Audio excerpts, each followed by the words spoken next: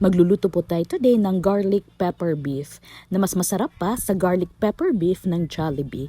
Very minimal lang po ingredients at napakadali pong lutuin. I-marinate po muna natin ang ating beef sa soy sauce, Worcestershire sauce at oyster sauce. Bubudburan po natin ng asin at paminta, halu-haluin at iset aside po muna natin for 30 minutes.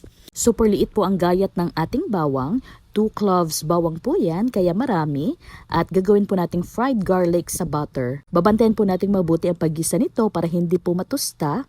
Yung saktong golden brown lang po para crunchy pagkakain natin. Set aside po natin. At sa parehong kawali ay gigisahin na po natin ang ating beef. Ayan. At bubudburan po natin ng paminta or ground black pepper. Maraming paminta po. At halu-haluin po natin ito hanggang sa lumabas ang sariling katas nito.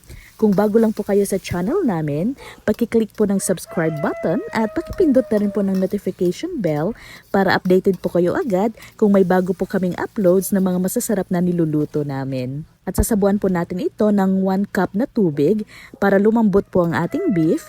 Ipapasimmer po natin ito for another 10 minutes. After 10 minutes, ay lalagay na po natin ang ating fried garlic. Ayan, ang bango na po. At iset aside po muna natin ito at gagawa na po tayo ng ating sauce. Maglalagay po ulit tayo ng butter, 2 tablespoon butter at lalagyan po natin ng 1 tablespoon na flour. Haluin po natin ng mabuti para hindi po magbuo-buo ang ating flour. At lalagyan po natin ng 1/2 cup na tubig. Ayan. Hahaluin po natin at kung medyo malapot-lapot na po, lalagyan po ulit natin ng paminta. Lalagyan po natin ng konting toyo at ilalagay na po natin ang ating mushroom. At maya-maya ay ibalik po natin ang ating beef. Ayan, halu-haluin po natin. At ipapasimmer po natin for another 10 minutes. After 10 minutes, ay luto na po ang ating garlic pepper beef. Napaka-tender po ng beef at malasang malasa.